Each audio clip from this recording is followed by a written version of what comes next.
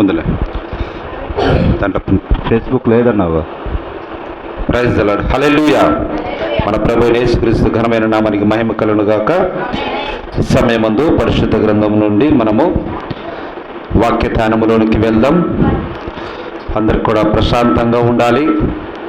మంచిగా బైబిల్ని తీసుకోండి, గట్టిగా గంభీరంగా చదవాలి. గుర్తుపెట్టుకోండి. హల్లెలూయా. మంచి వర్తమానము ఈ దినము ప్రభు మనకిచ్చి ఉన్నాడని నేను నమ్ముతా ఉన్నా. కొంచెం శ్రద్ధ పెట్టి ఓపిక పట్టుకొని మీరు ఉండవలసినదిగా నేను కోరుతా ఉన్నా. Praise the lord. Hallelujah. Praise the lord. Hallelujah. Hallelujah. Right. 1వ రాజులు 17వ అధ్యాయము, ఇంకా తగ్గించు, 17వ అధ్యాయము 1 నుండి 16 వచనములు ఉన్నవి మనం చదువుకుందాం. దయచేసి గట్టిగా చదవండి, చదువు వచ్చిన వాళ్ళు. 1వ రాజులు 17వ అధ్యాయము. నువ్వు అన్న కూర్చో, అన్న కూర్చో నువ్వు.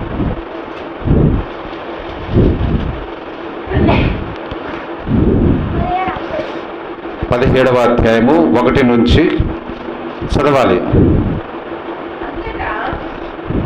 సరే, మీకు వాయిస్ వినపడటం లేదు. సరే, నేనే చదువుతా, గుర్తుపెట్టుకోండి.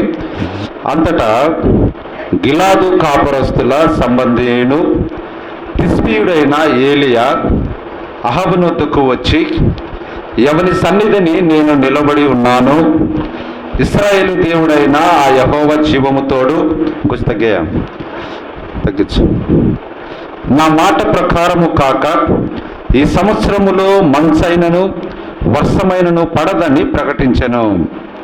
పిమ్మట యెహోవా వాక్కు అతనికి ప్రత్యక్షమై, నీవు ఇచ్చటి నుండి తూర్పు వైపునకు పోయి యోర్దానుకు ఎదురుగానున్న కేరీతు వాగు దగ్గర దాగి ఉండుము. ఆ వాగు నీరు నీవు త్రాగుదువు. అచ్చటికి నీకు ఆహారము తెచ్చినట్లు నేను కాకోలములకు ఆజ్ఞాపించితనని అతనికి తెలియచేయగా, అతడు పోయి యెహోవా సెలవు చొప్పున యోర్దానుకు ఎదురుగానున్న కేరీతు వాగు దగ్గర నివాసము చేశాను. అక్కడ కాకోలములు ఉదయమందు రొట్టెను మాంసమును, అస్తమయమందు రొట్టెను మాంసమును అతని యొద్దకు తీసుకొని వచ్చుచుండెను. అతడు వాగు నీరు త్రాగుచూ వచ్చెను. కొంతకాలమైన తరువాత దేశములో వర్షము లేక ఆ నీరు ఎండిపోయెను. అంతటి యెహోవా వాక్కు అతనికి ప్రత్యక్షమై ఇలాగూ సెలవిచ్చెను, నీవు సీదోను పట్టణ సంబంధమైన సారెపతు అను ఊరికి పోయి అచ్చట ఉండుము.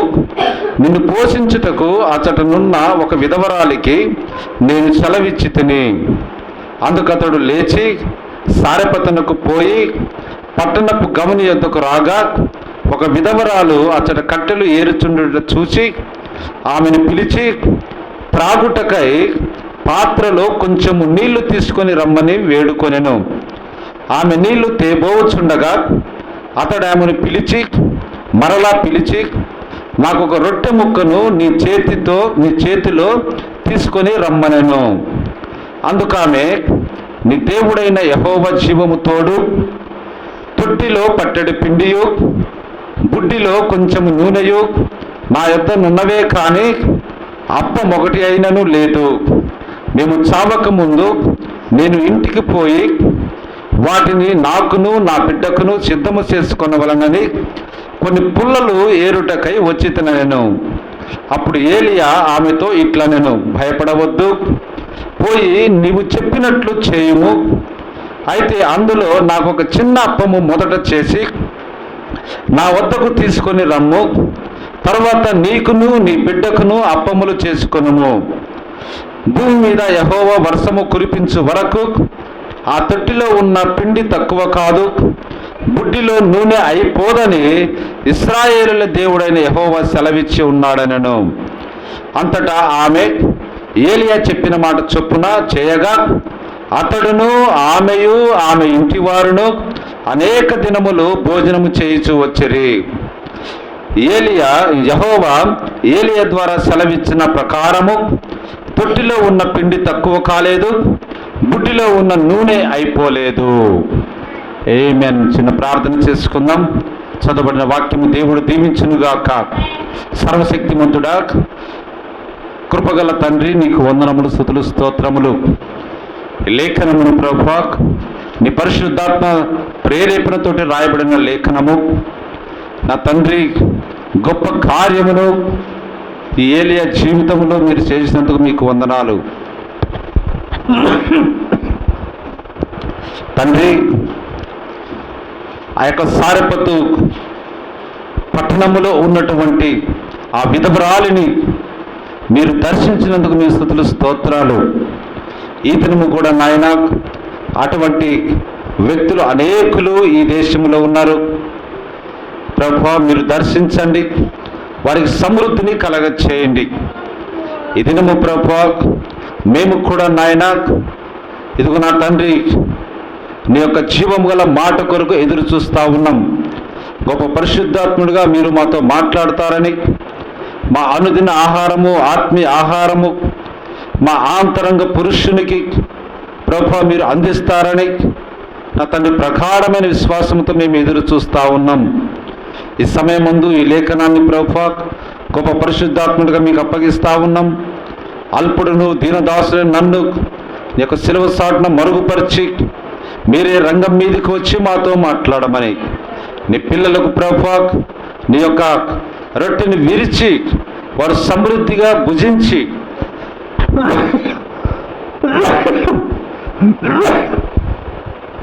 ఇంకను 12 గంపలకును 7 గంపలకును ఎత్తుకును లాగున మిగిలి ఉండులాగున కృప చూపమని ప్రార్థన చేస్తున్నాం.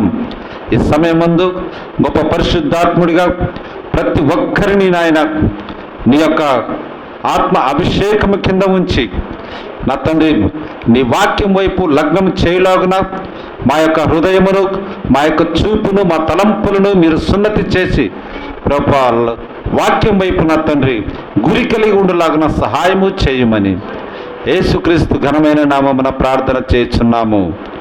ఆమేన్. మనమందరం కూర్చుందాం బ్రదర్స్.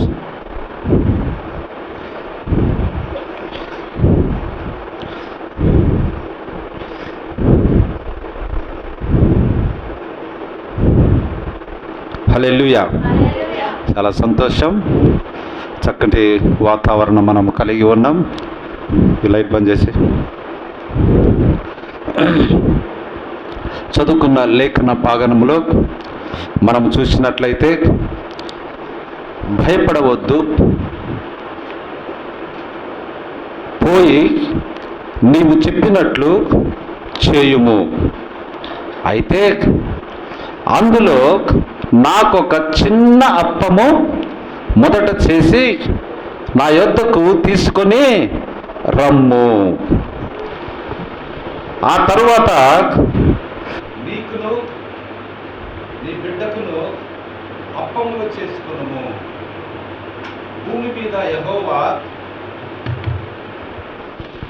వర్షము కురిపించు వరకు ఆ తొట్టిలో ఉన్న పిండి తక్కువ కాదు,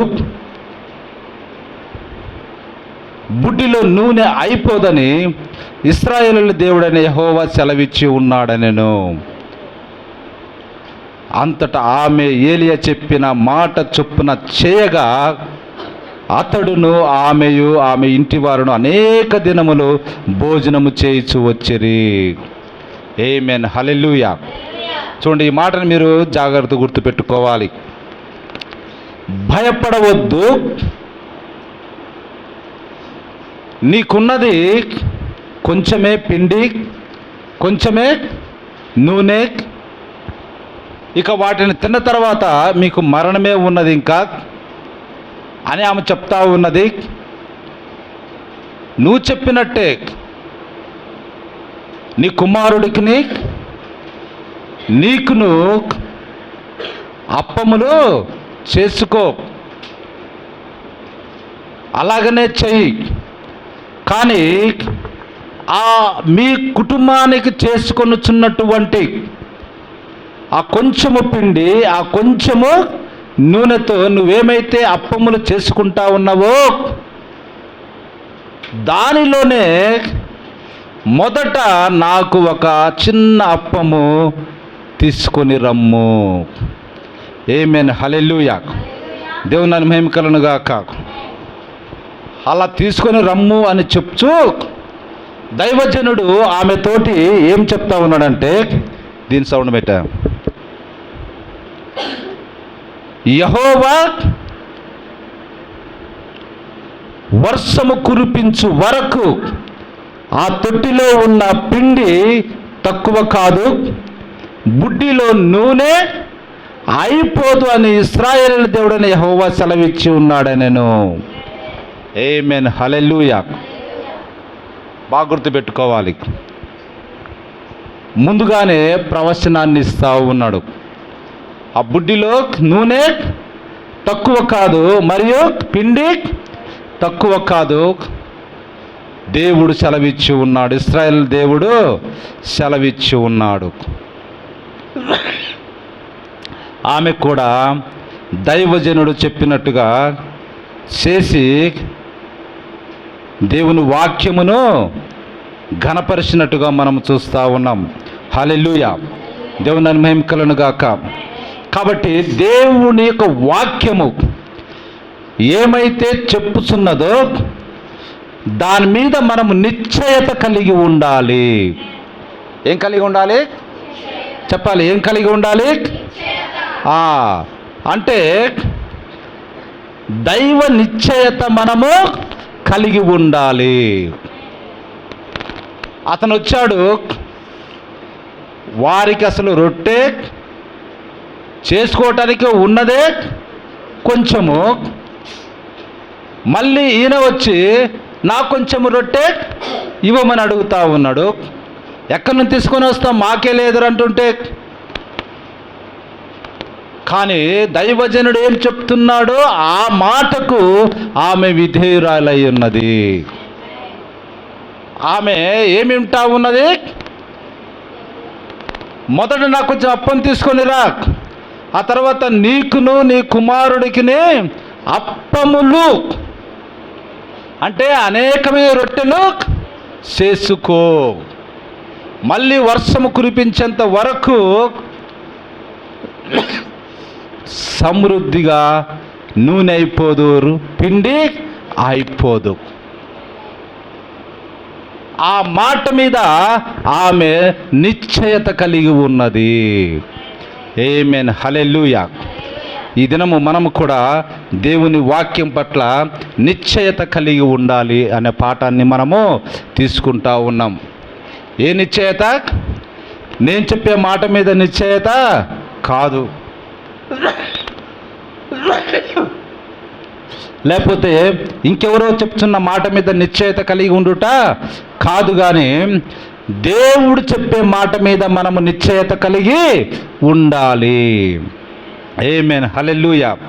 ఇప్పుడు చూడండి, ఎందుకు వారికి ఈ పరిస్థితి వచ్చిందంటే, ఆల్రెడీ ఏలియా 3.5 సంవత్సరములు భూమి మీద వర్షము కురవదు అని చెప్పాడు. దాదాపుగా సంవత్సరం అయిపోయింది. కరువు విలయతాండం చేస్తూ ఉన్నది.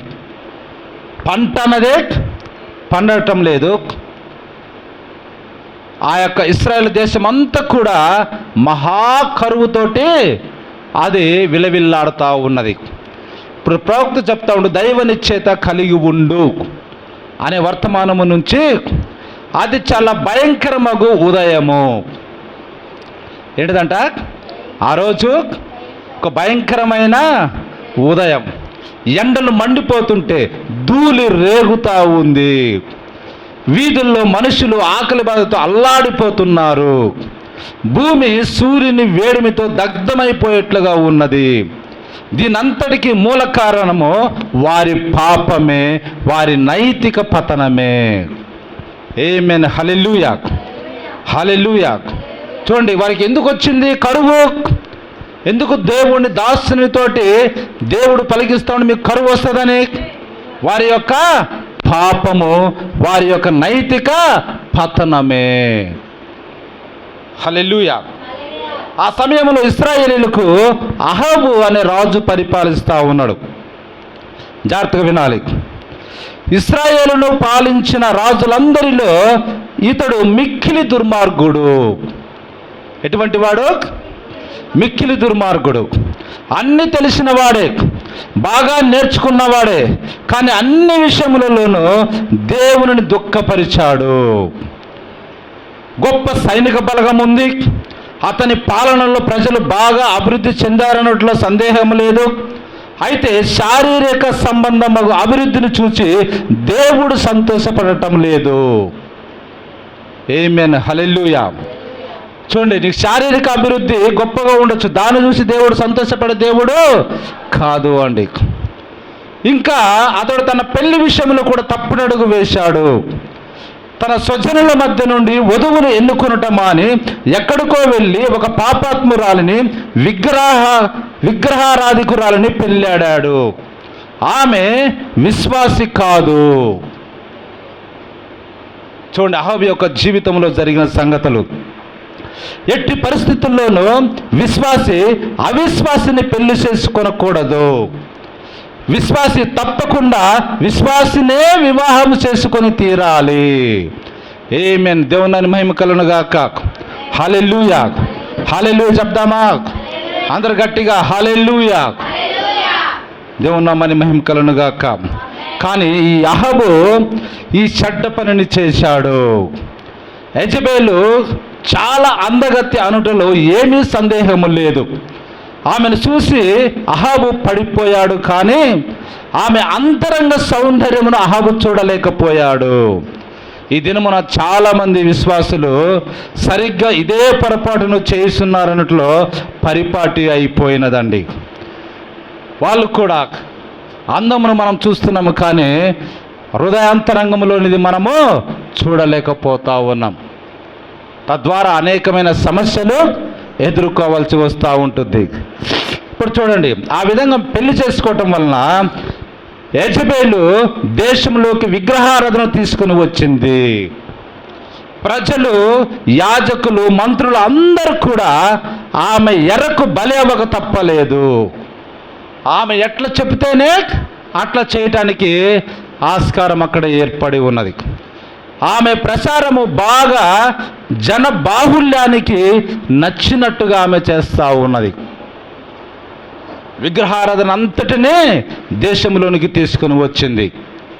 ఇప్పుడు మనం అంటాము, మనం విగ్రహారాధికులం కాదని అనుకుంటున్నాం. జాగ్రత్తగా వినాలి, మనం విగ్రహారాధికులము కాదని అనుకుంటున్నాం, కానీ మనము విగ్రహారాధికులమే. ఎట్లా మనం విగ్రహారాధికులం అంటే చూడండి, ఏమో చెప్తా ఉండో, ప్రభుత్వము ఒక దానిని సమ్మతిస్తే దానిని మనము కూడా సమ్మతిస్తూ విగ్రహారాధికులం అవుతా ఉన్నాం. కొందరు డబ్బును విగ్రహంలో పూజిస్తూ ఉంటారు. డబ్బును ఎక్కువగా ప్రేమించటం వల్ల అది ఒక విగ్రహారాధన. కొందరు సినిమా తారులను ఎక్కువగా ఆరాధిస్తూ ఉంటారు, అదొక విగ్రహముగా ఉన్నది. దేవుని కంటే ముందుగా నీవు దేనికి ప్రాధాన్యం ఇచ్చుచున్నావో అది విగ్రహమై ఉన్నది. అది దేవుని కంటే నువ్వు దేనికైనా ప్రాధాన్యత ఇస్తున్నావంటే అదే నీకు విగ్రహమైనది, దాన్ని నువ్వు ఆరాధిస్తూ ఉన్నావు. తద్వారా నీవు పాపము చేస్తూ ఉన్నావు. అది ఏదైనా కావచ్చును, అటువంటివి ఉండటానికి వీలు లేదండి. హల్లెలూయా. ఇప్పుడు చూడండి, మన ప్రతివాది సాతాను ఎంత యుక్తిపరుడు అంటే కొన్నిసార్లు దేవుని కంటే సంఘానికే ప్రాధాన్యత ఇచ్చేటట్లు చేస్తాడు.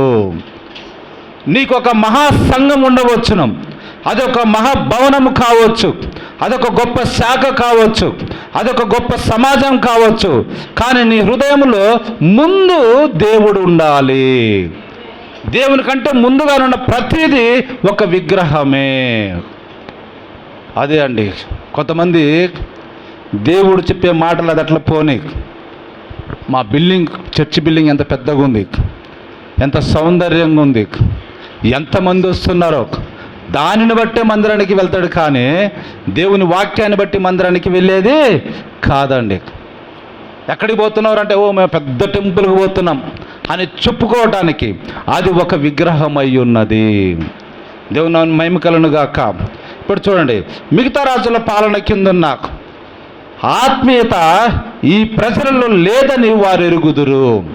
యెహోవా పరిపాలిస్తున్నప్పుడు, అంతకంటే ముందున్న రాజులు పరిపాలన ఇచ్చినప్పుడు ఆత్మీయత ఎక్కువగా ఉండేది. కానీ యెహోవా రాజు పరిపాలన చేస్తున్నప్పుడు ఆత్మీయత అన్నది రోజు రోజుకు సన్నగిల్లిపోతూ ఉన్నది. కానీ వారు తమ దేశము గొప్ప మతనిష్ట కలిగిన దేశమైన ముసుగులో కప్పబడి విర్రవీగుచున్నారు. ఇశ్రాయేల్ దేశం అంటే ఏంటిది? గొప్ప మతనిష్ట కలిగిన దేశం.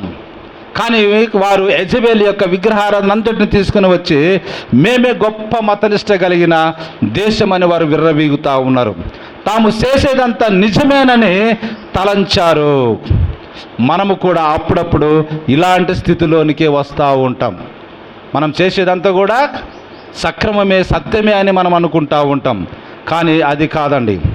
కొంతకాలం క్రిందట చూడండి, ఒక ఆయన బ్రహ్నాం గారి దగ్గరికి వచ్చి, నీవెప్పుడు ఈ దేశపు చెవులు నలుపుతూ ఈ పాపపు దేశానికి శిక్ష తప్పదని చెప్తావెందుకు అని అడుగుతూ ఉన్నాడు.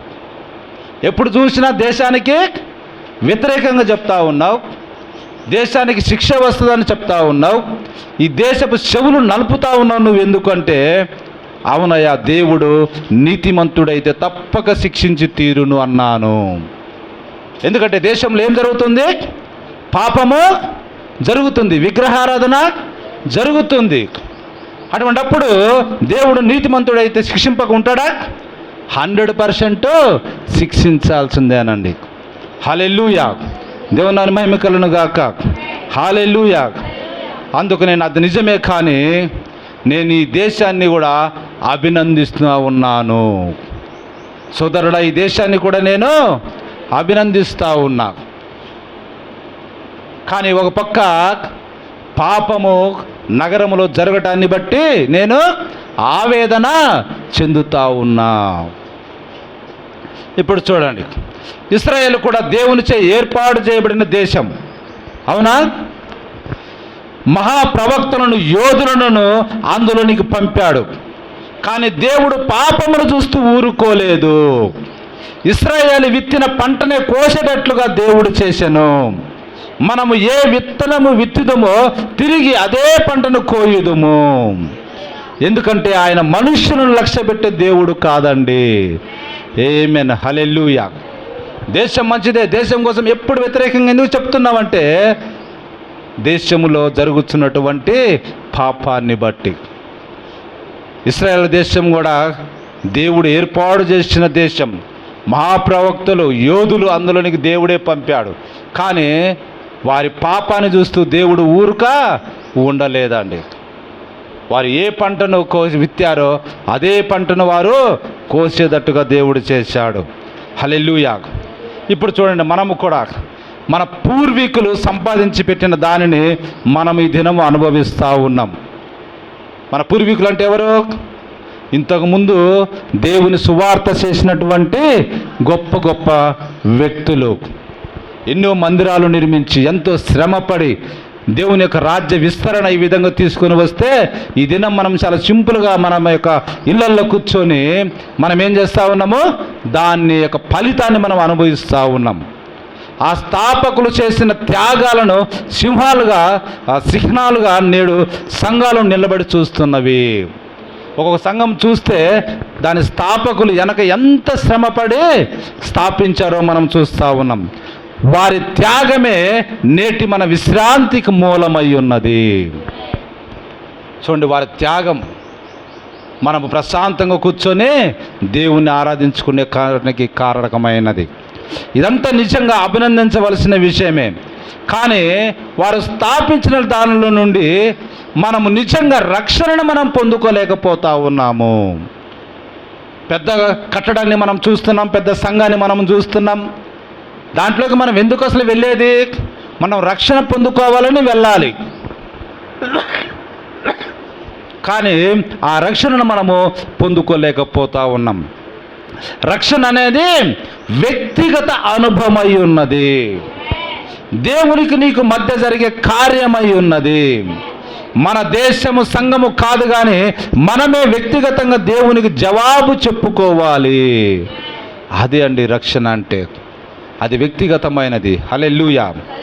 మన దేశంలో చాలా ఆత్మీయ సంబంధులుగా పేరొందిన వాళ్ళలో సహితము ఏదో లోటును ఈనాడు మనము చూస్తూ ఉన్నాం. మన దేశంలో ఏముందంట, ఆత్మీయ సంబంధులు అంటే వీళ్ళు రా, ఎంతో పెద్దవాళ్ళు రా అని అనుకుంటా ఉన్నాము, కానీ వారిలో సహితము ఏదో లోటు ఈనాడు మనము చూస్తూ ఉన్నాం. ఆత్మ సంబంధులుగా చలామణి అవుతున్న స్త్రీ పురుషులలో కూడా ఈ కొరతను మనం చూస్తూ ఉన్నామండి. కొన్ని వారాల నుండి నేను ఈ విషయాన్ని కొందరు వ్యక్తులను పరీక్షించి చూస్తూ ఉన్నాం. చాలామంది తాత్కాలిక సంగతుల మీదనే గట్టిగా నిలదొక్కుని జీవిస్తున్నారు. దేనికోసం జీవిస్తున్నారంట చెప్పాలి, దేనికోసం జీవిస్తున్నారంట? తాత్కాలిక సంగతుల మీదనే గట్టిగా నిలదొక్కుని జీవిస్తున్నారు. అనేక చోట్లకు వారు వెళ్ళి దేవుడు నాకింత గొప్పదిచ్చాడు, అంత పెద్ద తలాంతి ఇచ్చాడు అని గొప్పలు చెప్పుకుంటూ కాలం వెళ్ళబుచ్చుతూ ఉన్నారు. ఎప్పుడు ఇటువంటి బోధనే వారు చేస్తూ ఉంటారు. అయితే అదంతా ఒక బూటకమై ఉన్నదని ప్రవక్త చెప్తా ఉన్నాడు. ఈ గొప్ప వస్తు సంబంధము సంగతులు అసలు దేవుని చిత్తానికి భిన్నమైనవి. అదండి, వస్తుపరంగా ధనపరంగా నాకు దేవుడు అది చేశాడు ఇది చేశాడని స్టేజీల మీద మనం ఎన్నో చెప్తా ఉంటాం, కానీ అది దేవుని చిత్తానికి ఎటువంటిదంట, భిన్నమైనదంట. దేవుడు నీతిమంతుల మీదను అనీతిమంతుల మీద కూడా తన వర్షమును కురిపించుచున్నాడు. కానీ ఈనాడు లోకానికి అవసరమైనది బూటకపు విశ్వాసము కాదు, నీ బూటకములను ఆత్మీయ సంబంధమైనవిగా చిత్రీకరించుకొని పొంగుచున్నావు. అది జరుగుతున్నది ఈ దినములు సంఘములలో. అన్నీ కూడా ఏవేవో చేస్తూ ఏమనుకుంటున్నామో అది ఆత్మ సంబంధమైనదిగా అనుకుంటూ మనం చిత్రీకరించుకొని ఉప్పొంగిపోతూ ఉన్నామంట. అయితే ఈనాడు మనకు కావలసినది శరీర సంబంధము గొప్పలు కాదు. ఆమేన్, హల్లెలూయా. గట్టిగా చెప్పండి, ఏం కాదు మనకు? శరీర సంబంధము గొప్పలు కాదండి. కానీ అవే మనం ఈ దినము కలిగి ఉన్నాం. పెద్ద ఆలయాలు మనకు అవసరం లేదు, ఎక్కువ గుంపు మనకు అక్కర్లేదు, రేడియో టెలివిజన్ల సువార్త ప్రసారాలు మనకు అవసరము కాదు. కానీ ఈనాడు మనకు అవసరమైనది దీన మనస్సు కలిగిన ఆత్మ సంబంధమగు వ్యక్తి. దేవుని ఎదుట మనల్ని మనము తగ్గించుకొనవలెను.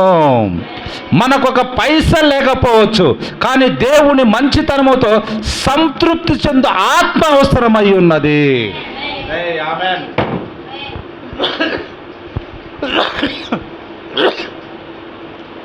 అట్టి హృదయాంతరంగము నుండి ఉజ్జీవ జ్వాలలు బయలు వెళ్ళును. వారి వలన మనుష్య జీవన దృక్పథములు వాతావరణము మారిపోవును. ఆమేన్, హల్లెలూయా. ఈ పక్క నుంచి హల్లెలూయా అనే ఒక మాట బయటకు రావటం లేక మీరు బైబిల్ మూసేసి విని హల్లెలూయా చెప్పండి. నీకు ఒక జత చెప్పులు కూడా లేకుండా ఉండవచ్చు. జాగ్రత్త వినాలి, హల్లెలూయా చెప్పాలి. చింపిరి గుడ్డలే నీవు ధరించుతూ ఉండవచ్చు, కానీ నీ హృదయంలో ఉంది చూడు, అది దేవుని మాధుర్యమును తీయగా గానము చేస్తుంది. ఆమేన్, హల్లెలూయా. గట్టిగా గట్టిగా రావటంలో నోట్ల నుంచి చూడండి. లోకములో ఉన్న ధనము అన్నిటికంటే ఆ దైవ మాధుర్యమే ఈ దినము మనకు కావాలి. ఆమేన్, హల్లెలూయా. ఏమని అంటున్నావా? గట్టిగాను. మనం ఎన్నో పాఠశాలలు, ప్రభు ఆలయాలు, మందిరాలు ఉండవచ్చు, మనకు పెద్ద సంస్థలు ఉండవచ్చు, మనం గొప్ప కార్యాలు చేయవచ్చు, కానీ మానవుని ఆత్మ పవిత్రీకరించబడనంత వరకు ఆయన వాడిని చూసి సంతృప్తి చెందడు. అదండి, మనకి ఎన్నో పెద్ద పెద్దవి ఉండవచ్చు, కానీ మానవుని ఆత్మ ఎలా ఉండాలంట? ఎలా ఉండాలి? పవిత్రీకరించబడి ఉండాలి. అలా ఉన్నప్పుడు ప్రభు చూసి ఏం చేస్తాడంట? దేవుడు సంతృప్తి చెందుతాడంట. హల్లెలూయా. దేవుని బలిపీఠం మీద ఆయన కార్యముల కొరకై మనల్ని మనం అర్పించుకోవాలి. ఆమేన్. హల్లెలూయా. దేవుని మహిమ కలుగును గాక. ఇప్పుడు చూడు, ఆ విధంగా లేవు కాబట్టి మన ప్రార్థన కూటాలు చాలా బలహీనముగా ఉంటున్నవి. మనల్ని అర్పించుకోవటంలో దేవునికి, తద్వారా ఏమవుతా ఉంది? మన యొక్క ప్రార్థన కూటాలు చాలా బలహీనంగా ఉంటున్నాయి. ఒక్క నిమిషం ప్రార్థించి పడక మీదకి ఎగిరి వెళ్తా ఉన్నాము. అదైనా రోజుకు 1 లేక 2 సార్లు మాత్రమే. ప్రవక్త చెప్తాను చూడు, అందుకే మనమంతా దోషులమై ఉన్నాము. ఎందుకు మనం దేవుని దగ్గర దోషులమై ఉంటున్నామంట? ఒక్క నిమిషం ప్రార్థించి వెంటనే పడక మీదకి మనం వెళ్ళిపోతూ ఉన్నాం. అదైనా కానీ రోజుకు 1 లేక 2 సార్లు మాత్రం మనం ప్రార్థన చేస్తూ ఉన్నాం. దానివల్ల మనంతో దోషులమై ఉన్నాము. మన దేశం నైతికంగా నానాటికి దిగజారిపోతూ ఉన్నది. మనకు బిషపులు కావాలి, పోపులు కావాలి, ఎక్కడ చూసినా వీరే. కానీ ఈ దేశ ప్రజల హృదయాల్లో సజీవ దేవుని వైపు తిరగవలనన్న తృష్ణ, కోరిక ఉద్భవించే వరకు మనం ఎండమాముల వలె ఉంటాము. అదండి మన హృదయంలో ఏం కావాలంట? సజీవ దేవుని వైపు తిరగవలనన్న కోరిక, తృష్ణ మనను ఉద్భవించాలి. అలా లేనట్లయితే ఎండమావుల్లాగా మనం ఉంటా ఉన్నాం. ఎండమావులు అంటే ఏంటి? దూరాన్ని చూస్తున్నప్పుడు నీళ్ళు ఉన్నట్టు కనపడతా ఉంటుంది, తీర దగ్గరికి వెళితే అక్కడ నీళ్ళే ఉండవు. మనం అనుకుంటున్నాం మనం జీవం ఉన్నదని మనం అనుకుంటున్నాం, కానీ మనలో జీవం ఏమాత్రము ఉండదండి. సజీవ అనుభవం మనకు కావాలి. సజీవ దేవుని యందు మరణించని విశ్వాసం మనకు వచ్చే వరకు మనము శాపగ్రస్తులుగానే ఉంటా ఉన్నామండి. కాబట్టి మనకు దేవుని యందు మరణించని విశ్వాసం మనకు కావాలి. హల్లెలూయా. చూడండి, మనం రొమ్ము విరుచుకొని కాలరు పైకెత్తి డాక్టర్లుగా, రెవరెండ్లుగా పిలువబడుచు వీధుల్లో నడుస్తూ ఉన్నాం. దేశంలో ఉన్న పెద్ద సంఘానికి కాపరిగానే నువ్వు ఉండొచ్చు. ఒకడు వేలి పెట్టి మనల్ని చూపించలేని పరిశుద్ధ జీవితాన్ని కలిగి ఉండవచ్చు. అయితే మన అంతరంగంలో ఉన్న ఆత్మదేవుని అగ్నితో దహించబడనిచో, ఆయన కొరకు నిజమైన ఆశ లేనిచో మనము క్రైస్తవులము కానే కాదు. ఆమేన్. హల్లెలూయా. గట్టిగా చూడండి, ఏమని చెప్పాను? మన అంతరంగంలో ఉన్న ఆత్మదేవుని అగ్నితో మనము దహించబడితేనే అప్పుడు మనము నిజమైన క్రైస్తవులం. అలా కాకపోతే మనం నిజమైన క్రైస్తవులను కానే కాదండి. దుప్పి నీటి వాగుల కొరకు ఆశపడినట్లుగా ప్రభువా నా హృదయం నీ కొరకు తృష్ణగొనుచున్నదని చెప్పబడు అనుభవము కావాలి. ఆ అనుభవం కొరకు మనము ప్రభు దగ్గరికి వెళ్ళాలి. ఆమేన్. హల్లెలూయా. ఇప్పుడు చూడండి, ఏలియా పట్ల ఆ విధవరాలికి ఉండిన ఆశ చూడండి. నీవేమై ఉన్నావో నీ క్రియలే వెల్లడి చేయును. ఆమె క్రియలు వెల్లడి చేయబట్టే ఆమెకి ఏం దొరికింది? దేవుని ఆహారము సమృద్ధిగా దొరికింది. కాబట్టి ఏలియా పట్ల ఆ విధవరాలికి ఉండిన ఆశ చూడాలి మనం. నీవేమై ఉన్నావో నీ క్రియలే వెల్లడి చేయును. దేవుని ప్రవక్తను సంతోషపరచవలనను కోరికను బట్టి ఆమె కార్యము చేయుచున్నది. ఆమేన్. హల్లెలూయా. అదండి మెయిన్ ముఖ్యం. దేవుని వాక్యమును నువ్వు సంతోషపరచాలి. నీ దగ్గర ఏమి లేకపోవచ్చు, ఆ దినానికి సంబంధించిన 5 రూపాయలు నీ దగ్గర ఉండొచ్చు. దాంట్లో దేవుడికి నా 1 రూపాయి తీసుకురమ్మంటే నువ్వు తీసుకొచ్చి దేవుణ్ణి సంతోషపరిచే విధంగా ఉండాలి. హల్లెలూయా. దేవుని మహిమ కలుగును గాక. చూడండి, ఎందుకనగా దేవుడు తన ప్రవక్తను అయోగ్యమైన ఇంటికి ఎన్నడూ పంపడు. ఆమేన్. హల్లెలూయా. ఆమె ఉన్నదే విధవరాలు, సంపాదన సరిగా ఉండదు, పైగా కరువు, పిండి చూస్తే ఏమీ, నూనె చూస్తే ఏమీ లేదు. కూర్చోవాలమ్మా. మళ్ళీ దేవుడు ఏం చేస్తూ ఉన్నాడు? ఆమె యోగ్యమైన ఇండ్లు అని అక్కడికి ఇంకొక భారాన్ని తీసుకొని వస్తూ ఉన్నాడు. ఇక్కడ ఈ దినము కూడా ఇదే మాట మీద మనం చూస్తే మీలో ప్రతి కుటుంబము కూడా అలాంటి విధవరాలి కుటుంబములాగానే ఉన్నది. ఏమి మన దగ్గర ఆస్తిపాస్తులు ఏమీయో లేవండి. పెద్దగా చెప్పుకోవటానికి అవి వంటి మన దగ్గర ఏమీ లోక సంబంధమైన వస్తువులు మన దగ్గర లేవు. కానీ దేవుడు ఏం చేస్తా ఉన్నాడు? తన దాసుని మీ 4-5 కుటుంబముల దగ్గరికే పంపుతా ఉన్నాడు. ఆ 4-5 కుటుంబముల నుంచే తన యొక్క దేవుని దాసుని యొక్క కుటుంబము జీవనము పొందే విధంగా ప్రేరేపిస్తూ ఉన్నాడు. ఆమేన్, హల్లెలూయా. కాబట్టి దీన్ని బట్టి చూస్తే మీ 4-5 కుటుంబాలు దేవుని యొక్క దాసుని మాటకు లోబడి దేవుని యొక్క ప్రవక్తను యోగ్యుడిగా ఎంచి, చూడండి ఆ కార్యము దేవుడు ఏ విధంగా చేస్తూ ఉన్నాడు ఈ దినం మనం కళ్ళారా చూస్తూ ఉన్నాం.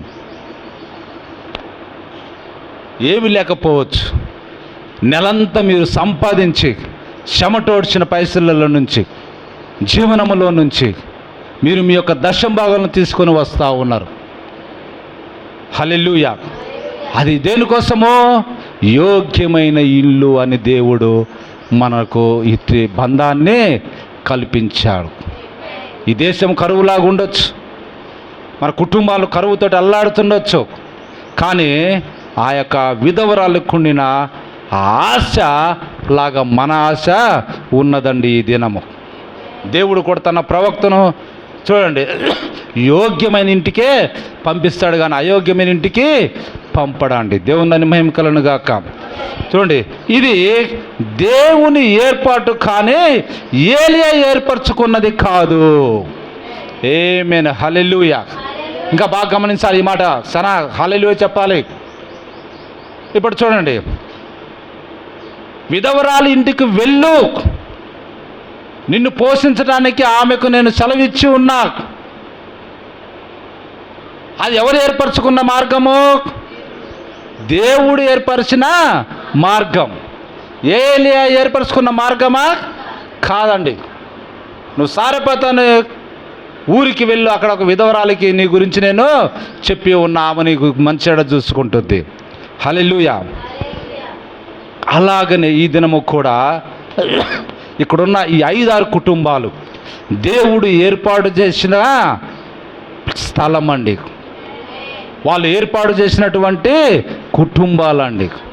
ఇదేదో నేను ఏర్పాటు చేసుకుంటే మీరు ఉండేది కాదు, లేకపోతే మీ కొరకు నన్ను మీరు ఏర్పాటు చేసుకుంటే జరిగేది కాదండి. ఇది దేవుడు ఏర్పాటు చేసిన కార్యముగా మనకు కనపడతా ఉన్నది. ఆ విధవరాలు ఆయనను బలవంతం చేయలేదు కానీ దేవుడే ఆహ్వానం పంపాడు. చూడండి, ఆ విధవరాలు అయ్యా నువ్వు రాయా అని ఆమె అడగలేదండి, కానీ దేవుడే ఆమె దగ్గరికి పంపాడు.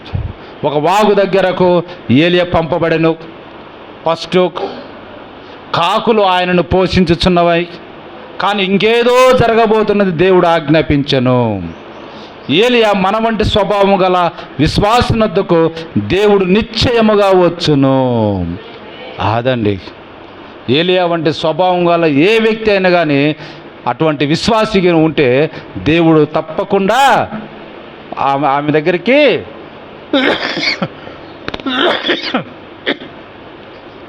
వచ్చి దర్శించే దేవుడిగా ఉన్నాడు. హల్లెలూయా. చూడండి, ఇప్పుడు ఆమె ఒక విధవరాలు, మరియు ఆమె ఒక విధవరాలని మనకు అందరికీ తెలుసును. ఆమె భర్త చనిపోవటం వలన పిల్లవాడిని పెంచవలసిన బాధ్యత ఆమెపై ఉండెను. ఆ దేశంలో జనులు కేవలము భూమి పంట మీదనే ఆధారపడి ఉంటారు. ఈనాడు మనకున్న జలాశయాలు ఆనాడు లేవు, ఈనాడు రక్షణ స్థావరాలు ఆనాడు లేవు. పంట మీదనే ఆధారం. ప్రజల అతిక్రమం, నైతికంగా దిగజారిన తనం, దేశములో క్షామాన్ని తెచ్చిపెట్టింది. వారందరూ ఆకలి బాధతో మరణ దశకు చేరువయ్యారు. అది ఎందుకు ఆ దేశం ఆ విధంగా అయిందంటే ప్రజల అతిక్రమము, నైతికంగా దిగజారి పాపం చేయటం వలన కరువు అన్నది వచ్చి ఉన్నది. ఆ విధవరాలు అనుదినం దివారాత్రులు దేవుణ్ణి ప్రార్థించుతున్నదనటలో ఎట్టి సందేహము లేదు. ఆమేన్, హల్లెలూయా. అందరూ కూడా హల్లెలూయా. ఎందుకు ప్రార్థన చేస్తుంది? ఓ పక్క ఏమవుతా ఉంది, రోజు రోజుకు పిండిలో ఉన్న డబ్బాలో ఉన్న పిండి, తర్వాత ఇంకొక పాత్రలో ఉన్న నూనె అయిపోతూ ఉంటే పంటే లేదు, ఎవడు ఆదుకోడు. అందరూ కూడా దేశంలో కరువుతోటి ఉన్నారు, ఎవరిస్తారు? కాబట్టి ప్రార్థించడంలో ఎట్టి సందేహమో లేదు. తొట్టిలో పిండి రోజులు గడుచున్న కొలది అడుక్కుపోతుంది. చివరికి ఒక్క రొట్టెకు మాత్రమే సరిపోయే పిండి మిగులుట చూసింది. పిడికెడు పిండి మాత్రమే ఉంది. మరణము ఆమె ద్వారానికి అడ్డుగా నిలబడింది. తప్పించుకునే వేరే మార్గం ఏమీ కనిపించటం లేదు. దేశమంతా సుగ్బాధతో అలమటిస్తుంది. బుడ్డిలో చెంచాడు నూనె మాత్రమే ఉన్నట్లుగా చూసింది. ఆమెకు మరణానికి మధ్యగా ఆ కొద్ది నూనె పిండి మిగిలి నిలిచి చూస్తున్నాయి. ఎటువంటి సన్నివేశమో ఒకసారి గమనించండి. కరోనా వచ్చినప్పుడు కూడా మనం ఎవరి ఇళ్ళనే వారు ఉన్నాం. ఇంకేదో మనం దగ్గర ఉన్నాం కాబట్టి అటో ఇటో సహాయం చేసుకున్నారు. కానీ అడవిలలో లేకపోతే పల్లెటూళ్ళలో ఉన్నప్పుడు చూడండి ఎన్ని కుటుంబాలు ఎంత బాధపడి ఉంటే ఒకసారి ఆలోచన చేయండి. ఇప్పుడు ఆమె నిజంగా హృదయాంతరంగంలో నుండి ప్రార్థించుచున్నదనుకుంటాను. ఎక్కడి నుంచి ప్రార్థిస్తూ ఉందామా? హృదయాంతరంగంలో నుంచి. హల్లెలూయా. ఇప్పుడు ప్రవక్త చెప్తాను చూడండి, నీ ఇంటిలో కూడా అటువంటి పరిస్థితి వస్తే కానీ నీలో నుండి యథార్థమగు ప్రార్థన రాదు కదా. అది మన నుండి నిజంగా యథార్థమైన ప్రార్థన బయటికి రావాలంటే ఇదిగో ఇటువంటి స్థితిలోనికి మనం వస్తే యథార్థమైన ప్రార్థన బయటికి నిలిచిరాపా.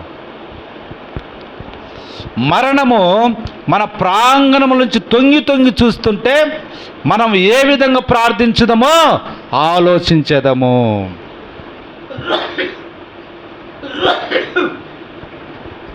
అదండి మరణమంట మన ప్రాంగంలోనికి వచ్చి తొంగి చూస్తుంటే, అంటే మరణం మనం సమీపిస్తూ ఉంటే, ఆ బాధపడుతుంటే అప్పుడు మన హృదయం అంతరంగంలో నుంచి ఏమొస్తుంది? యథార్థముగు ప్రార్థన బయటికి వస్తుందండి.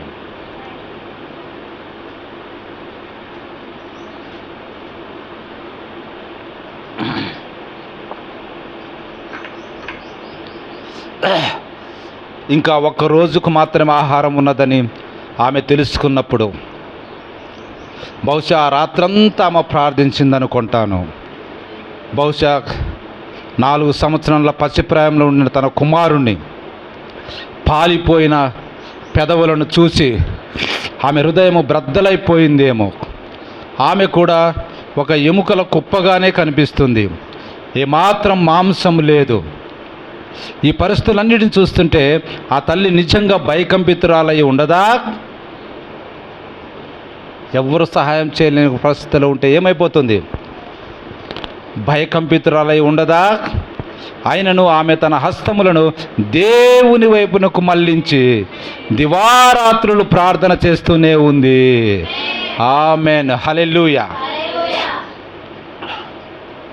అదే అండి, ప్రభువా మాకు ఒక పిడికెడు పిండి చెంచాడు నూనె మాత్రమే ఉన్నవి అని ఆమె ఆక్రందన చేస్తుంది. ఇదంత క్లిష్ట సమయము నువ్వు ఊహించగలవో? దేవుడి విధంగా మనల్ని కూడా కొన్నిసార్లు పరీక్షించడం ద్వారా చాలా వినూత్నంగా ఉండును. ఒక్కోసారి మనల్ని కూడా ఇలాంటి పరిస్థితులనే దేవుడు మనల్ని కూడా పరీక్షిస్తూ ఉంటాడండి. మన పాపములన్నీ ఒప్పుకున్నాం. బాగా గమనించండి, దేవుని షరతులన్నిటిని నెరవేర్చాం, దేవునినే నమ్ముకున్నాం. ఆ విధంగా ఆయన చిత్తానుసారంగా జీవించడానికి ఇష్టపడినప్పుడు కొన్ని పరిస్థితులను మనం తప్పక ఎదుర్కోవాలి. దేవుడు మనల్ని ఒప్పుకొనమని, దిద్దుకొనమని చెప్పిన సంగతులన్నిటినీ సరిచేసుకున్నాం. ఆయన అడిగిన వాటన్నిటికీ అవునని జవాబు చెప్పాం. అయినను ఆయన మనకు జవాబు ఇవ్వకుండా మౌనంగా ఉండుటను ఎన్నోసార్లు చూస్తూ ఉంటాము. ఈ విధంగా కొట్టుకొనుస్తున్న జనులను ఉద్దేశించి నేను ఈ సంఘంలో మాట్లాడగోరుతా ఉన్నా. మనం అన్ని సక్రమంగా చేస్తున్నాం, ప్రభువును ఆరాధిస్తున్నాం, హృదయపూర్వకంగా ఆరాధిస్తున్నాం, ఆత్మతో సత్యంతో ప్రభువును ఆరాధిస్తున్నాం.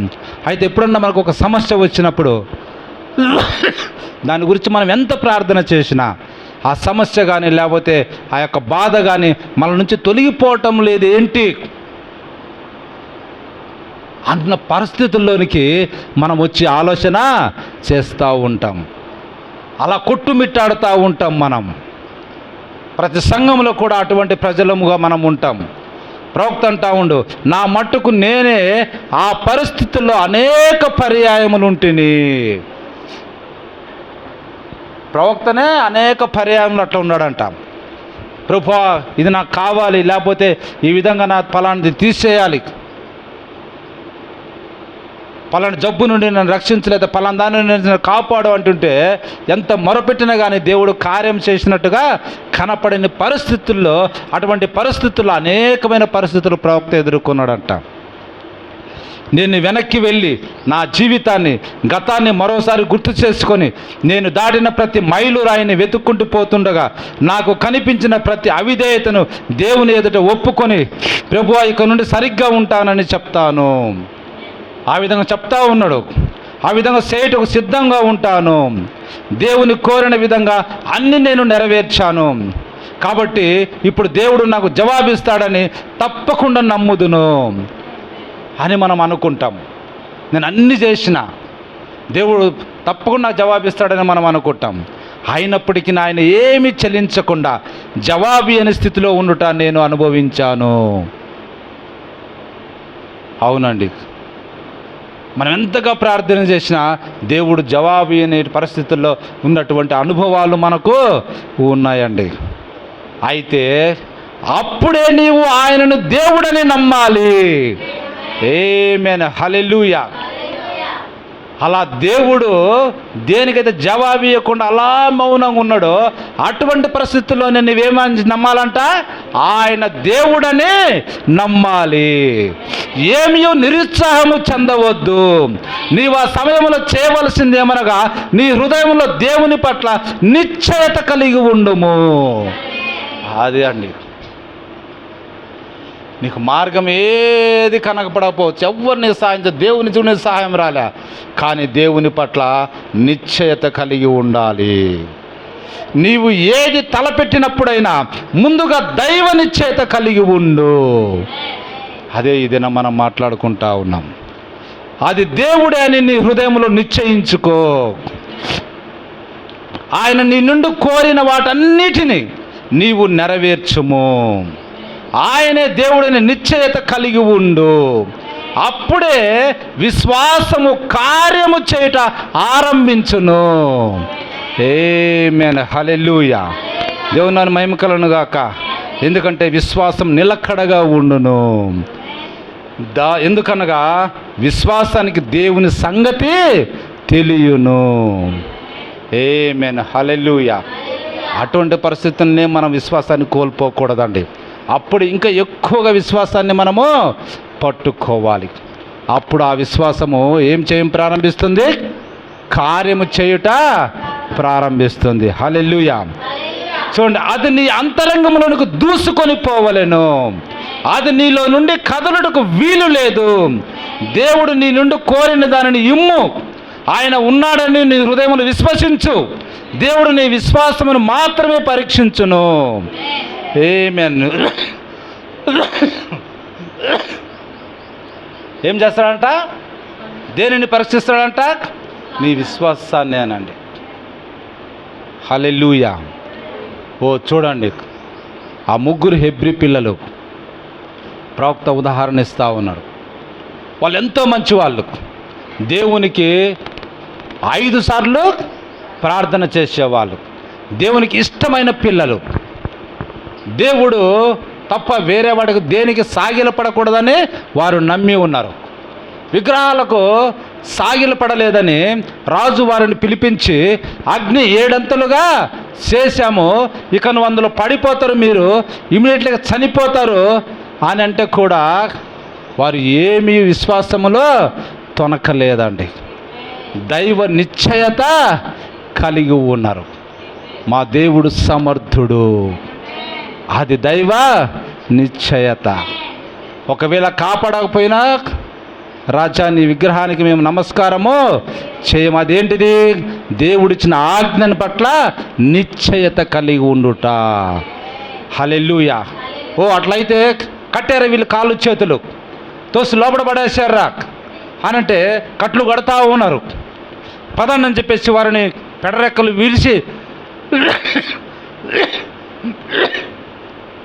ముందుకు తీసుకొని వెళ్తూ ఉన్నారు. అయినా దేవుడు ఏం చేస్తూ ఉన్నాడు? కదలకుండా, జవాబియకుండా నిమ్మలంగా ఉన్నట్టుగా మనకు కనపడతా ఉంది. అయినా ఆ హెబ్రీ పిల్లలు నిశ్చయత కలిగి ఉన్నారు. ఆమేన్. హల్లెలూయా, హల్లెలూయా, హల్లెలూయా. దైవ నిశ్చయత కలిగి ఉన్నారు. అదేవిధంగా మనం ఉండాలి. దేవుని మహిమ కలుగును గాక. కాబట్టి జ్ఞాపకం ఉంచుకో, దేవుడు చెప్పినవన్నీ నువ్వు చేసినప్పటికీ నీ మేరకు ఆయన జవాబు ఇవ్వకుండా నిశ్శబ్దంగా ఉన్నాడా? జ్ఞాపకం ఉంచుకో, విశ్వాసం ఆయన ఉన్నాడని నీకు చెప్తుంది. ఆయన మెలకుండా ఉన్న నీలో ఉన్న విశ్వాసం ఏమని చెప్తా ఉంటుందంట? ఆయన ఉన్నాడు. ఆమేన్. హల్లెలూయా. ఏమి భవితవ్యము తెలియకపోయినను విశ్వాసము ఆయన ఉన్నాడని నిశ్చయత కలిగి ఉండును. ఇప్పుడు ఆ హెబ్రీ పిల్లలకు భవితవ్యం అనేది ఇంకా ఏమీ లేదు, తప్పించుకుందామనే మార్గం అంటే ఇంకేమీ లేదు. ఎందుకంటే వాళ్ళు ఉన్నదే ముగ్గురు, వాళ్ళ రాజ్యము కాదు. రాజు ఎక్కడ నిలబడి ఉన్నాడు, బంటులు నిలబడి ఉన్నారు. తప్పించుకునే మార్గం అంటే ఏమీ లేదు, భౌతవ్యం అన్నది ఇంకేమీ లేదు. అయినను వారు నిశ్చయత కలిగి ఉన్నారు. ఆమేన్. హల్లెలూయా. గుర్తించుకో, ఆయన ఉన్నవాడైతే ఆయన మాట కూడా సత్యమై ఉండాలి. ఆయన నీ నుండి కోరిన ప్రతి పరిస్థితిని నీవు అంగీకరించి విధేయుడు అయినట్లయినచో ఆయన తాను చెప్పిన మాటకు తప్పకుండా కట్టుబడి ఉండును. ఆమేన్. హల్లెలూయా. అది నీవు ఆయన పట్ల విశ్వాసం కలవాడివైతే ఆయన కూడా ఏం చేస్తున్నాడు? తన మాటకు కట్టుబడే దేవుడు కూడా ఉంటాడండి. హల్లెలూయా. నీవు మొదట ఆయన నీతిని, ఆయన రాజ్యమును వెతుకు అని ఆయన మాటకు ఆయన కూడా కట్టుబడి ఉంటాడు. నువ్వు ఆయన మాటకు కట్టుబడి ఆయన నీతిని, రాజ్యంను వెదిగితే నీకేమేమి కావాలనో ఇస్తానని చెప్పిన మాటకు ఆయన కట్టుబడి ఉంటాడు. ఆమేన్. హల్లెలూయా. దేవుని మహిమ కలుగును గాక. కాబట్టి వాక్యము పట్ల దైవ నిశ్చయత కలిగి ఉండి వెనుకకు జారకుము. ఇక నాకెన్నడూ స్వస్థత రాదని నీవు అనవద్దు. ఓ అల్ప విశ్వాసి, దిగులు చెందే మాటలు పలకకుము. నీవన్నీ ఒప్పుకున్నట్లయితే నీకు విశ్వాసం వచ్చి తీరును. దానిని కదిలించే శక్తి మరి ఏదియూ లేదు. ఆయన ఉన్నాడనున్నది నిశ్చయము. యెహోవా కొరకు కనిపెట్టి వారు నూతన బలము పొందేదరు. వారు పక్షిరాజు వల్లే ఎగిరిపోయేదరు. వారు అలయక పరిగెత్తెదరు, సొమ్మసిల్లకపోవుదురు. ఆమేన్. హల్లెలూయా. అదండి దేవుని యందు, మాట యందు మనం నిశ్చయత కలిగి ఉంటే మనం సొమ్మసిల్లిపోవటానికి వీలే లేదండి. ఆయన యొక్క షరతులన్నిటిని నెరవేర్చిన తరువాత నీవు నిరీక్షణ చేయాలి. దేవుని మాట ప్రకారం అంత చేసిన తర్వాత నువ్వేం చేయాలంట? నిరీక్షణ ఉంచాలి. ఆ నిరీక్షణని, విశ్వాసమును క్రియారూపములోనికి మార్చును. ఆమేన్, హల్లెలూయా. ఇప్పుడు మనం విశ్వాసంతో ఉన్నాం. యేసుక్రీస్తు రాబోతున్నాడు. ఆయన మనల్ని ఆయన నుండి స్థలానికి తీసుకొని వెళ్తాడు. మనం ఈ శరీరమును మార్పు చెంది ప్రభు దగ్గరికి వెళ్ళబోతున్నామని ఇప్పుడు మనం నిరీక్షణ ఉంచి ఉన్నాం. నిరీక్షణతో, విశ్వాసం ఆల్రెడీ ఉంది, ఇప్పుడు ఆయన వస్తాడనే నిరీక్షణతో మనం ఈ దినము భూమి మీద బ్రతుకుతూ ఉన్నాం. ఈ నిరీక్షణ క్రియారూపములోనికి మార్చును.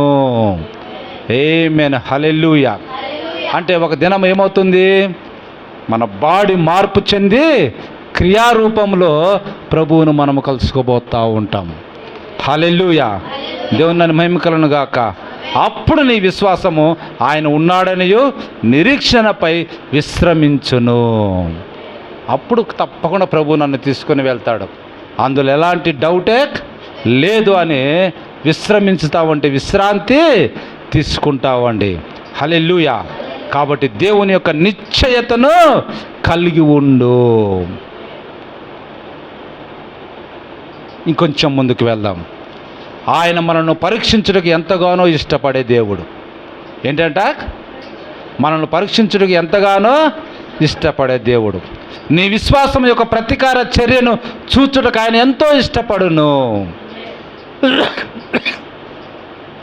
నీకు ఈ సంగతి తెలుసా?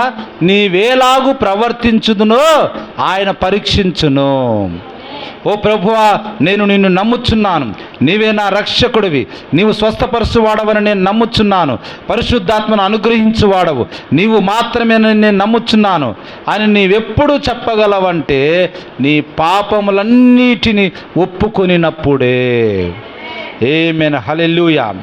అప్పుడు ఆయన వాగ్దానములన్నీ నీవగును, నీకు ఆయన స్వస్థతను అనుగ్రహించును.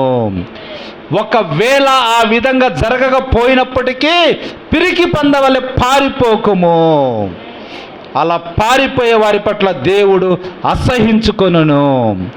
ఆ విధంగా ప్రవర్తించే వారిని ఆయన వాడుకొనడండి. పిరికి పందలాగా పారిపోయే వారి పట్ల దేవుడు వాడుకొనడు. నిన్ను వాడుకొనుటకు వేరే మార్గం ఆయనకు లేదు. జాగ్రత్తగా వినాలి. నిన్ను వాడుకోవాలంటే దేవునికి వేరే మార్గము లేదు. నీకు జవాబిచ్చే మార్గము ఆయనకు మరొకటి లేదు. విశ్వాసము ద్వారా మాత్రమే ఆయన నీకు జవాబు ఇవ్వగలడు. ఆమేన్, హల్లెలూయా. కాబట్టి దైవ నిశ్చయత కలిగి ఉండాలి. విశ్వాసం ఉంటేనే నిన్ను వాడుకొనగలడు, నీకు జవాబు ఇవ్వగలడు. హల్లెలూయా. విశ్వాసం లేకుండా దేవుడికి ఇష్టడై ఉండుట అసాధ్యము. దేవుని నన్ను మహిమ కలుగును గాక.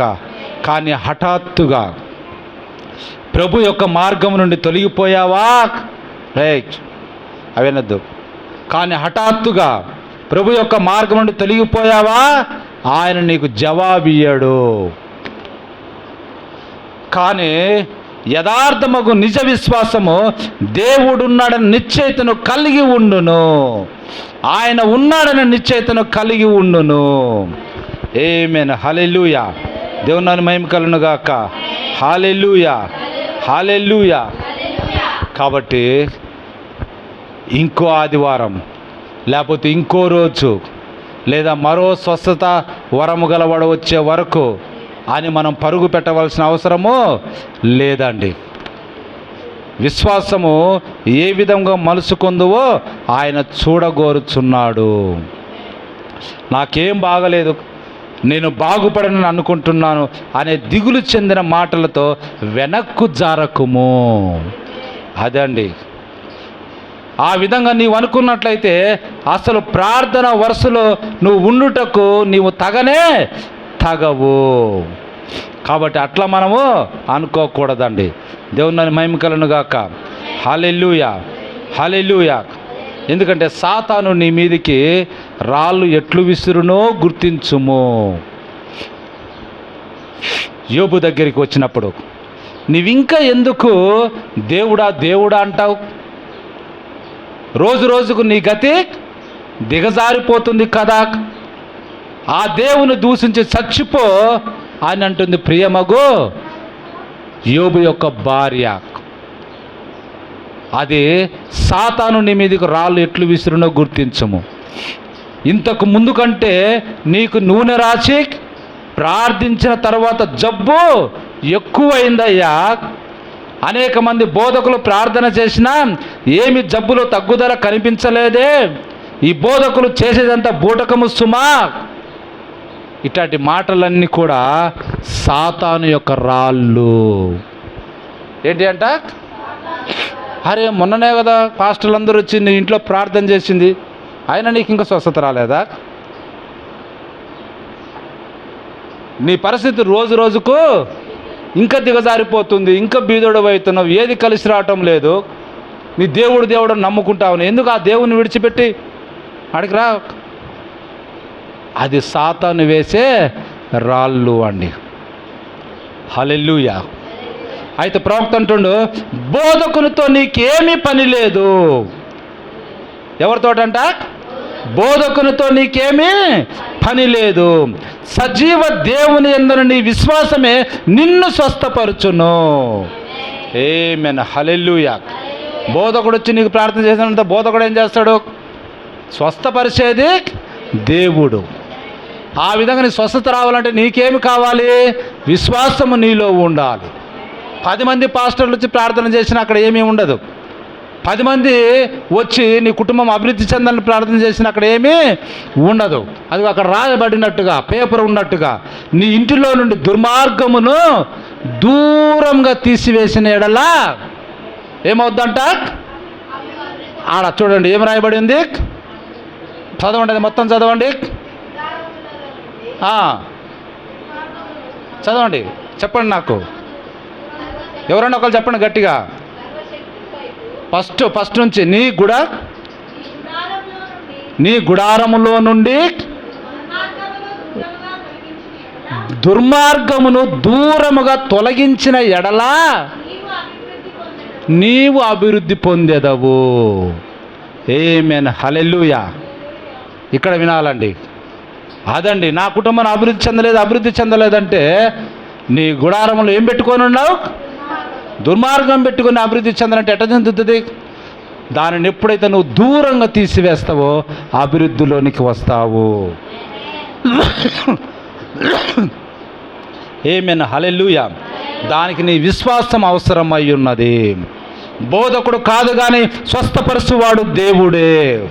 బోధకుడు నీకేమి వాగ్దానం చేయలేదు, వాగ్దానం చేసిన వాడు దేవుడు. వాగ్దానం చేసిన దేవుని పట్ల నీకున్న సన్నిహిత విశ్వాసమే నిశ్చయతను పుట్టించును. ఆయన దేవుడనియు అది దేవుని మాటనియు ఆయన మాటలో దేవుడు నిలిచి ఉన్నాడనియు నిశ్చయత కలిగి ఉండు. ఆమేన్. హల్లెలూయా. హల్లెలూయా. దేవుని మహిమ కలుగును గాక. కాబట్టి విధవరాళ్ళు నిస్సందేహంగా నేను ఎన్నికలేని దానను అయోగ్యురాలను అని దేవునికి ప్రార్థించిందండి.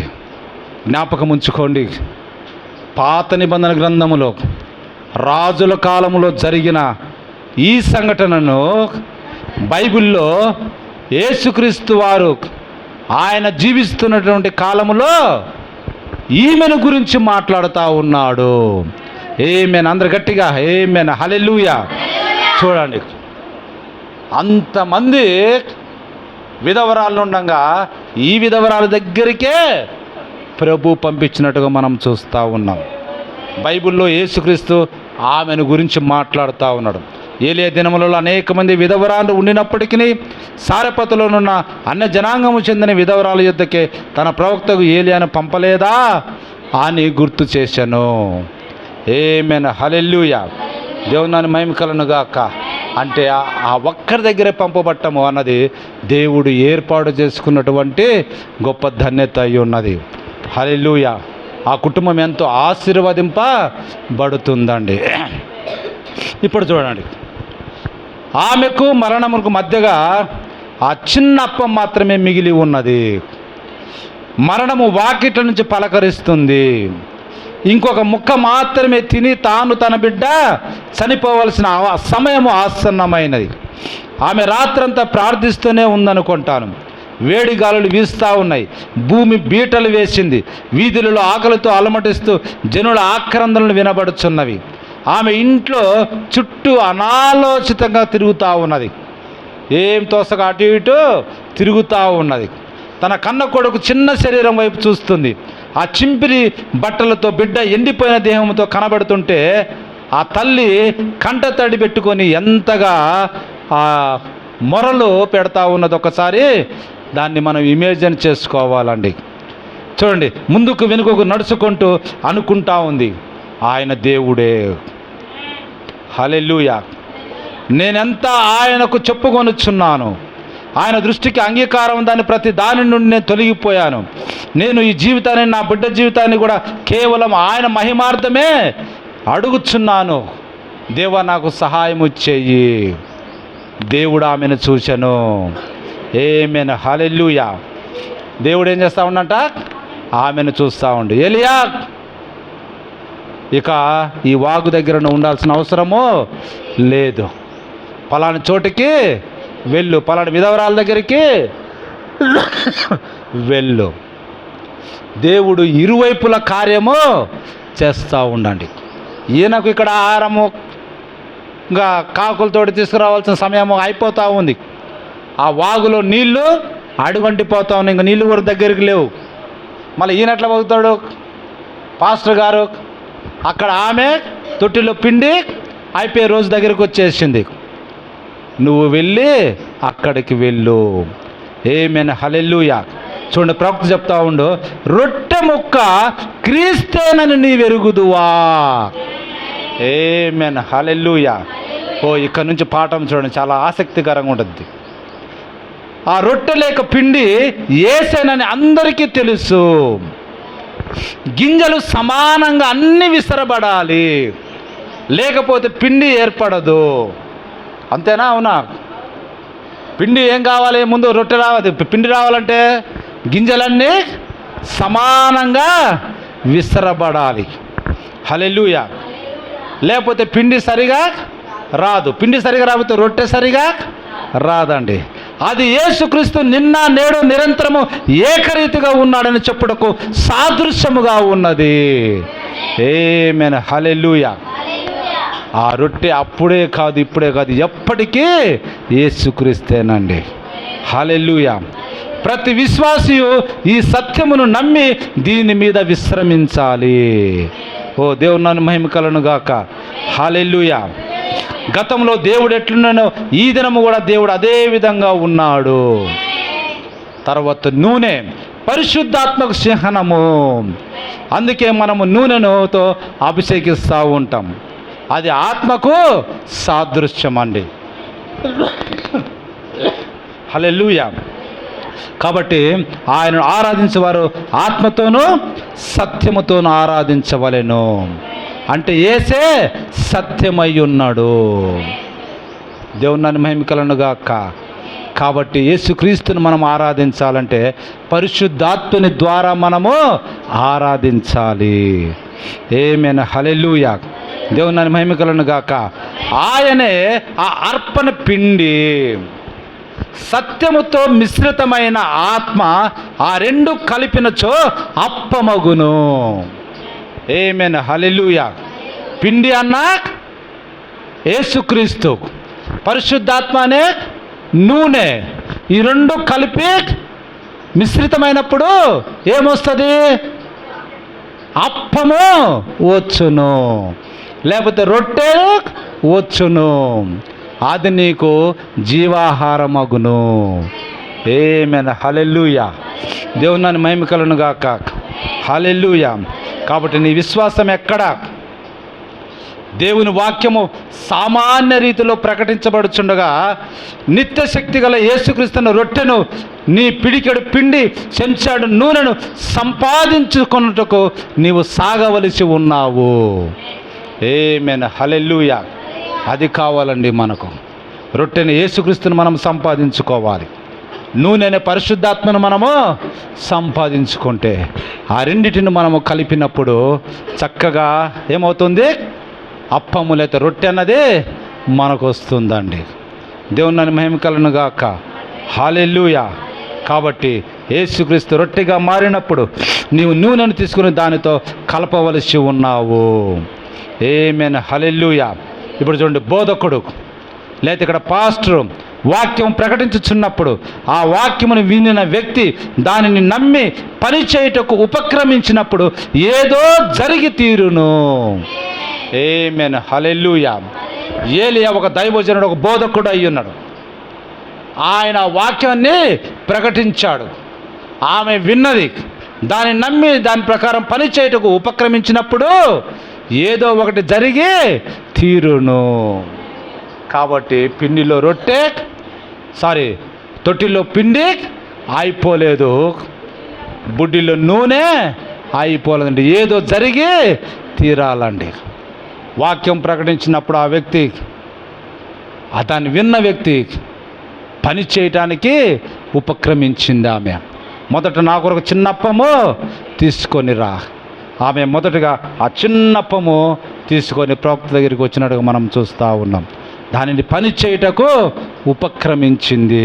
తర్వాత ఎంత గొప్ప దీవెనో చూడండి. ఆమె హృదయం అంధకారంలో కొట్టుకుంటుంది, మరణ ద్వారం వద్ద ఎదురు చూస్తుంది. ఆ పుల్లలతో ఆ కడవ రొట్టె చేసుకొని తిని ఆ తల్లి బిడ్డలు ఇరువురు లోకం నుండి ఇక చనిపోవాలని అనుకుంటున్నారు. ఆమె పుల్లలు వేరుకొని వెళ్ళిపోతుండగా నాకు దాహమనొక పాత్రలో కొంచెం నీళ్లు తెమ్ము అని స్వరం వినిపించింది. మొట్టమొదట ఏ స్వరం వినిపించింది? ఏలే వచ్చి ఏమని అడుగుతా ఉన్నాడు? అమ్మ, నాకు దాహానికి కొంచెం నీళ్ళు ఇమ్ము. ఆ స్వరం వింటుంటేనే ఆమె వెనుకకు చూసి బక్క చిక్కిన ఒక వ్యక్తి నిలబడి ఉన్నాడు.